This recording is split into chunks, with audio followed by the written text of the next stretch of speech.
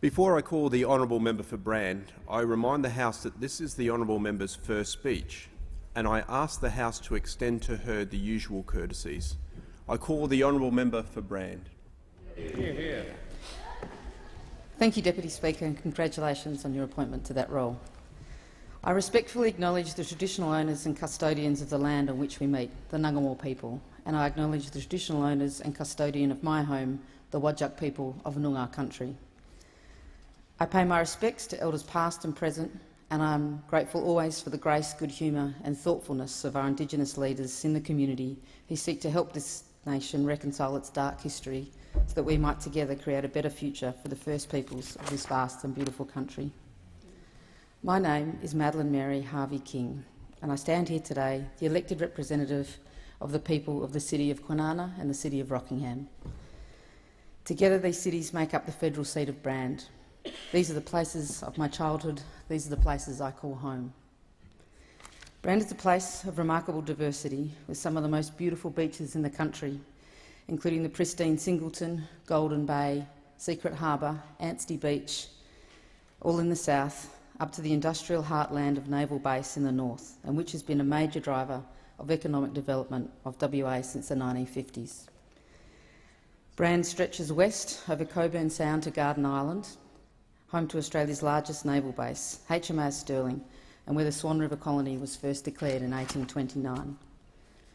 To the east of Brand, rural and semi-rural life coexists with one of the fastest growing suburbs in the country, Baldivis, a place where I used to go bushwalking with my dad and where brumbies would run, or so Dad would say. It is the singular and greatest honour of my life to have been elected by the genuine, honest and hard-working people of Brand to represent my hometown and its surrounds in this, the Federal Parliament of Australia. It is sometimes hard to reconcile the sandgroper kid, born in Callista, growing up in Shoalwater Bay, enjoying a childhood without care and often without shoes, running through the dunes to the beach or riding bikes through the suburbs with my school friends, with my becoming a Member of Parliament. But here I am. I'm very proud to be here and I'm very proud to be the Federal Member for Brand. I'm excited by the challenges to come and I'm humbled by my election result. I and the Labor Party owe the voters of Brand a great deal for delivering the first safe Labor seat in WA for 15 years. This significant result on the 2nd of July demonstrates that the community shares my personal convictions, which reflect those core Labor values of fairness, equality, equity and inclusion. Like the people of Brand, I believe in an Australia that is a confident, progressive and enterprising nation, valuing of both its high performers while recognising those less fortunate and vulnerable are equally valued and deserving of help provided with respect and dignity. I also share these values with my 3 Labor colleagues who have preceded me. They have each made a giant contribution to the nation, to WA and to the seat of Brand, held by Labor since its creation in 1984. The Honourable Wendy Phaeton was the first member for Brand and was also the first Western Australian woman to serve in this place. Wendy Phaeton was a minister in the Hawke and Keating governments and I thank her for her support and counsel. The Honourable Kim Beazley AC was the second member for Brand. As Defence Minister, he implemented the Two Oceans policy, which would ensure the Australian Navy operated as a self-reliant force in the Indian Ocean and the Pacific Ocean.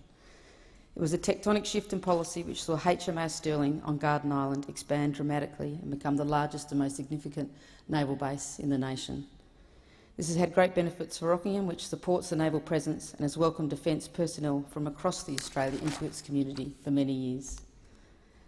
As a member for Brand, Kim Beazley served this nation as Labor leader and leader of the opposition. I thank Kim for his continued support and for launching my campaign. I can tell you, my friends, when Kim Beazley launches your campaign, you know it's launched. He was spot on in his prediction for how the vote would go in Brand, I might add. The Honourable Gary Gray AO was the third member for Brand and my immediate predecessor. Many of you know Gary, and many have served with him in previous parliaments. He served the ALP as its National Secretary and has been a tremendous contributor to this party. Gary's contribution to the economic development of WA and Australia through his work on resources and energy policy is well recognised throughout the industry and across the political spectrum. He was a tireless advocate for the community of Brand and worked hard for it every day. It was my very great honour to have worked for Gary Gray and Prime Minister Julia Gillard's Labor government. I thank Gary for his encouragement and support. Gary and his family ran the Hillman Primary School booth on polling day. His wife, his sons and in-laws, the fantastic Walsh family, all helped out. Although recovering from her first chemotherapy dose, Gary's wife, Deb Walsh, was also out on polling day. I only wish I could give as much support to Deb in her cancer battle as she, her family and her husband have given to me. Colleagues, I'm the youngest daughter of John Harvey Morris and Diana Eve Pizer, the youngest sister of Rebecca, Peter, John and Matthew, sister-in-law of Bronwyn, Robin and Lara. I'm the aunt of Levi, Hannah, Isaac, Jacob, Eli, Eva and Alex, the Morris Club. And I'm the very fortunate wife of James Murdoch King. I'm so pleased that my mum Diana, my brothers Peter and John, my nephew Eli and the love of my life Jamie are all here today, as is my oldest friend Vanessa. We met when we were 6. Today, the 11th October, is my dad's birthday. If John Morris was still walking this earth, he would be 90. But after a good and fulfilled life of service, love, faith and family, Dad died 3 years ago. I think of him every day with happiness, knowing that he was enormously proud of each of his children and that he would enjoy being here today. Perhaps slightly surprised at my new job, but immensely proud. He and Mum have always encouraged me to do all that I can, and I'm grateful for the support and love they've always given me. My father grew up in England during a time of war and witnessed the violence and fear that comes with it, hiding from bombs with his mother and sister under the kitchen table and watching his mother help put out the fires caused by the incendiary bombs that fell across Plymouth. As soon as he could, he followed his father into the war, joining the Royal Navy and serving as a radar operator on the Russian Arctic convoys. My grandfather, Major George Harvey Morris OBE, was a Royal Marine in the Commando unit of the Royal Navy. He served in the Great War and World War II, and along with my grandmother, his wife, Ellen Higgins, was among that most confronted of generations that lived through the turmoil and utter catastrophe of Europe in the first half of the 20th century. Years later, from the distance and relative peace we enjoy, it is difficult to fathom the destruction and violence that wasted the lives of so many millions of people. But we get some impression of these dark times through the truly shocking images we see of the current conflict in Syria. Without doubt, peace is hard work, but work at it we must. There is no prosperity without peace, and the world is diminished while such brutal and inhumane conflicts continue.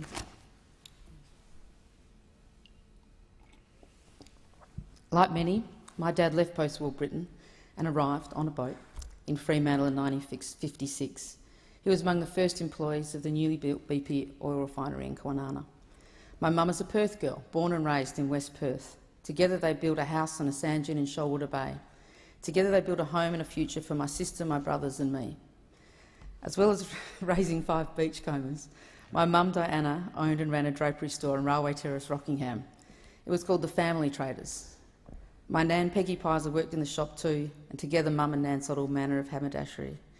I'm empowered by all the people who tell me this regularly across the district of Brand. Mum's shop was the best in town. I enjoyed an education at the local Safety Bay and Rockingham Beach primary schools and at Safety Bay Senior High School. I went on to university where a whole new world of opportunity opened up to me. However, sadly, this path is not one well travelled in the community that I represent, which has among the lowest educational attainment rates in the nation. When I first went to the University of Western Australia, I was quite unaware that my being there was something unusual for a young person from Safety Bay. That this situation has not changed much in 25 years troubles me deeply. I know much more now than I did then. I understand better the barriers that exist for many in our community and how they hinder people's ability to access further education. No good can come from governments putting barriers in the way of aspiring young people. The very idea of exorbitant fees for university degrees is one such barrier. It has a limiting effect on people. It preempts the aspirations of many by causing them to think that they will never get there, that they can never afford it. And by constraining access, we constrain aspirations and we build the very ivory towers we've long sought to pull down. University education gave me opportunities that might not have been available without Labor's commitment to opening up access to higher education in Australia. I want to ensure that a young person growing up where I grew up has at least the same opportunities today that I had. I want to ensure that young people enjoy a diversity of choices in how they build their future. Of course, as well as education and training, there is a real need to provide meaningful jobs for people. With the construction phase of the WA mining boom at an end, unemployment and underemployment is affecting families across Brand, indeed across the whole of Western Australia. Successive state governments in WA have supported the need for an outer harbour to be constructed in Cowan Sound to ensure the further economic development of WA. First raised in the 1960s, it is only in recent years that bipartisan support has withered as the Liberal state government has focused on other, mainly road-based priorities. Progressing the construction of the Kwinana Outer Harbour will unlock latent potential across the existing industries and attract new industries into the area, along with an estimated 25,000 new direct jobs. Support for a Kwinana Outer Harbour ticks all the boxes. It will help grow the local, state and national economies. It will create long-term jobs. It will encourage innovation through the application of modern technology to port operations. And it puts people first by providing a sustainable industrial base to underpin the flourishing communities in Brand. Once again, Kwinana stands to be at the heart of advancing the further economic development of WA. I'll be right behind this effort and I'll do all that I can to bring this game-changing project to fruition for the benefit of the electorate of Brand and the people of Western Australia. Failure to recognise this project for all that it will ultimately mean the state and the nation misses out on this long-term beneficial and vital infrastructure. In my decade-long career at the University of Western Australia, I worked as a research contracts lawyer, as Chief of Staff, as Director of Centenary Celebrations, and most recently as a founding executive and Chief Operating Officer of the Perth US Asia Centre. This work has brought me into the orbit of many leaders in their fields, great scientists, educators, academics, policy experts, professionals across many fields, astounding artists, managers and supporters of the arts community. Among many things, my experience has taught me the pivotal role science and research has had in the development of Western Australia.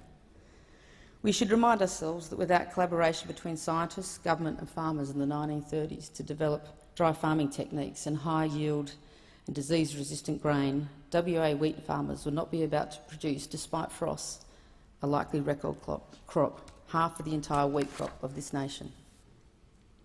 The lion's share of this great grain will be exported to our near neighbours and friends in Indonesia, and this significant export venture sets sail from Kwinana Beach, where the iconic blue wheat silos of CBH overlook Cowan Sound. It is the largest grain export handling facility in the nation. It is a constant reminder of the value of agriculture to Western Australia. Research and development has always driven the growth of WA's largest commodity industries, export industries of resources and agriculture, and it is important that this country supports the science and research that will be required to care for our lands and oceans, to get the most from these resources without desolating the soil, the air and the sea.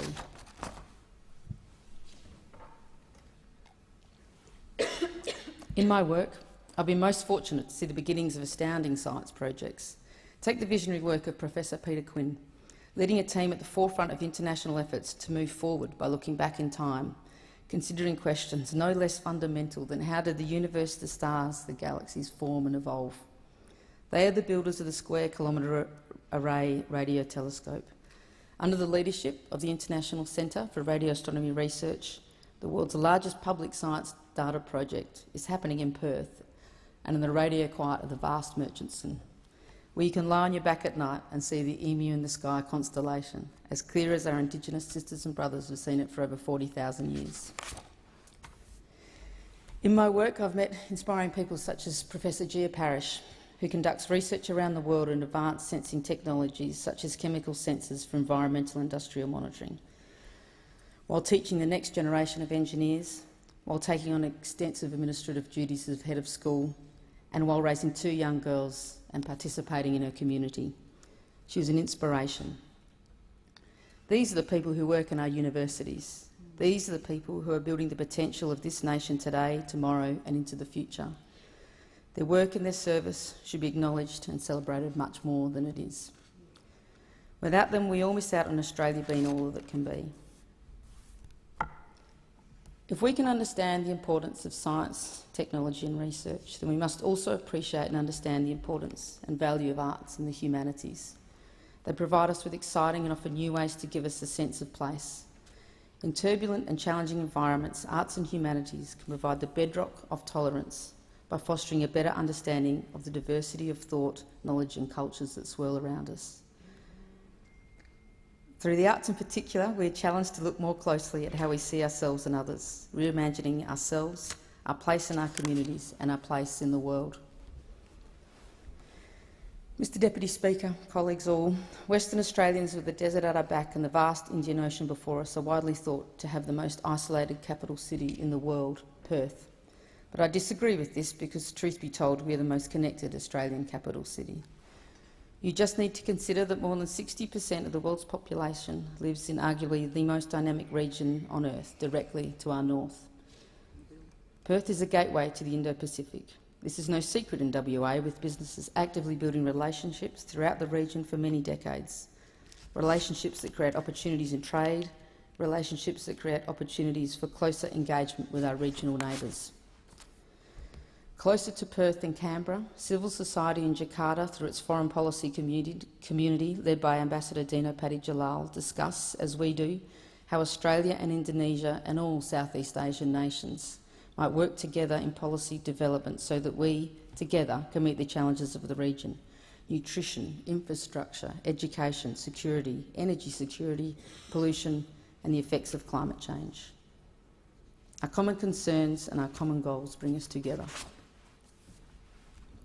Colleagues and friends, there is a theory that's been floating around that David Bowie may have been the glue that held the universe together. And that our geopolitical landscapes and our lives within them were perhaps a little more comprehensible before this visionary artist died at the age of 69 in the early days of 2016. This theory reflects a feeling of bewilderment for many, upset as popular cultural icons have died unexpectedly, disbelieving as the nation that fought to save a Western European civilisation elected to walk away from its incredible legacy. And most seriously, shocked at the rise of an odious kind of politics in the US that seeks to harness those most human of traits of reservation and resistance to change, and magnify and distort these feelings into a disturbing wave of dread and mistrust that ventures into hate. We know this politics, and we know that at its root is fear. Fear is a tremendous and dangerous weapon, and its use is as old as the hills of this, the oldest continent on the face of the earth. In one way or another, fear of change infects every generation, and every generation laments the degeneration and ruin of the times. My husband's great-grandfather, Sir Walter Murdoch, in the late 1930s observed that we spend too much time seeking for a continuing city in a fluid world where it can never be found, and that, and I quote, "The fear we have to conquer if we are going to seek wisdom is the fear of change." A self-confessed conservative, Sir Walter felt, and I quote again, "like kneeling down daily and praying to be delivered from this shameful fear of change, and praying that my country may be delivered from it." Sometimes I feel like kneeling down myself and joining Sir Walter in his mission. History shows us that we as Australians should not fear change, but show the faith in ourselves and in each other that will allow this country to continue its own progressive path. After all, we led the way in women's political rights as the first country to give women the right to stand for Parliament. We introduced a minimum wage and fair and safe conditions for all. We have built a stable multicultural society.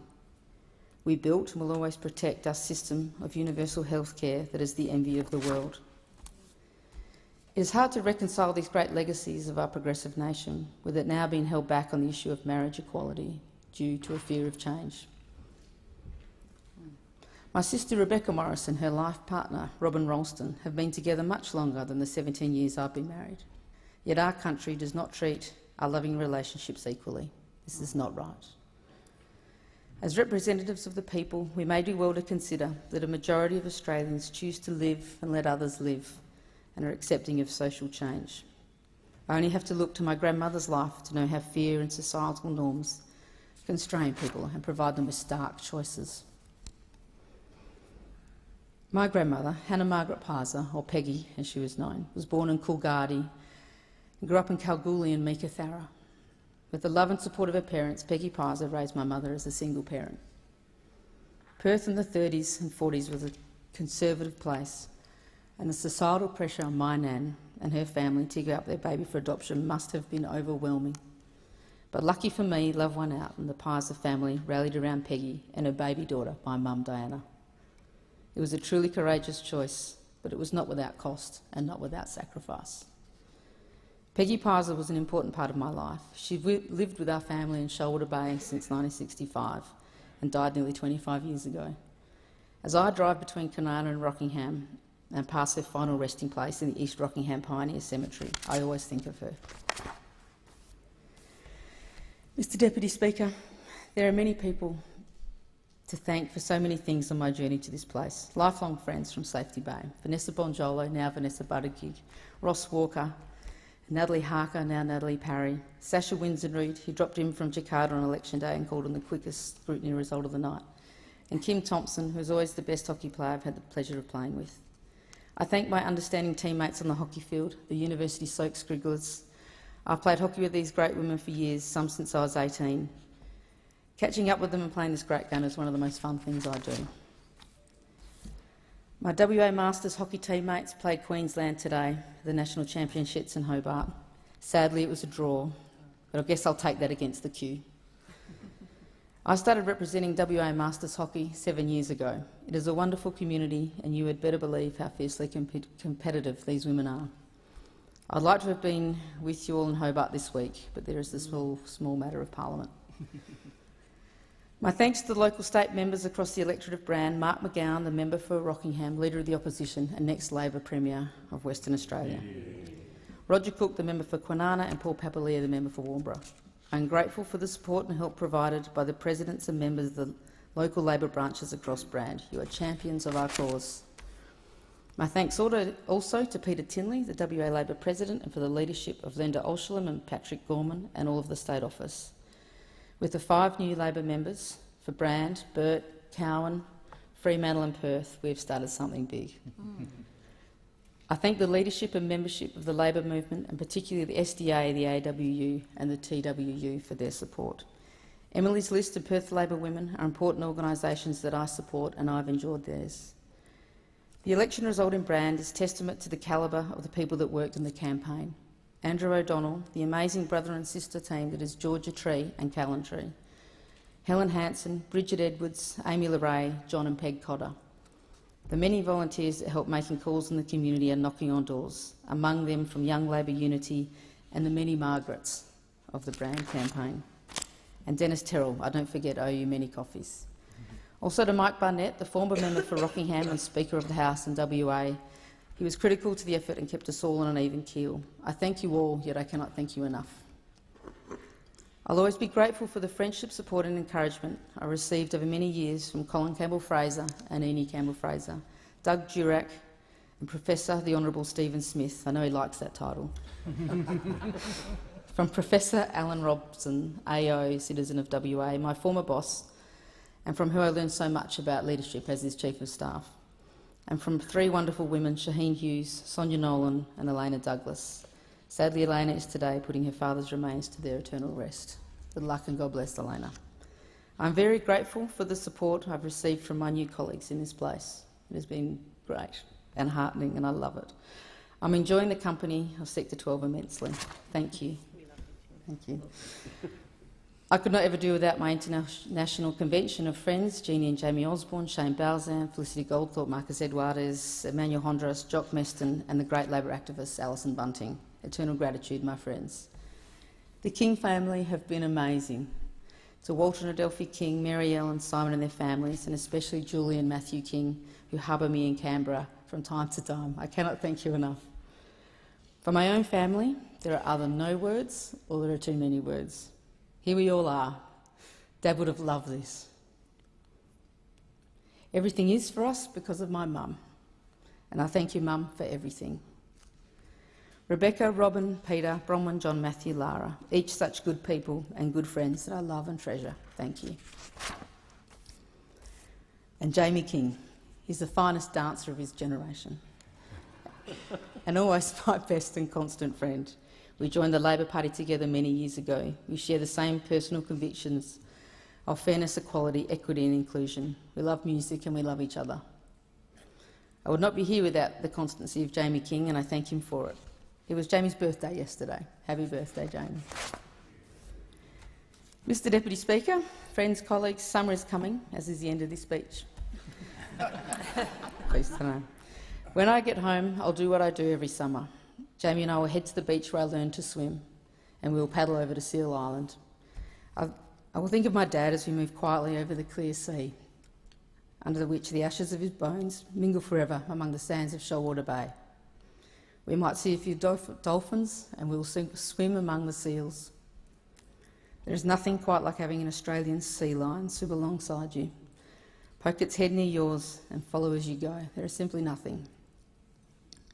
There is no place I'd rather be. There is no place I'd rather call home, and this is the place I have the honour and privilege to represent. Thank you for your indulgence.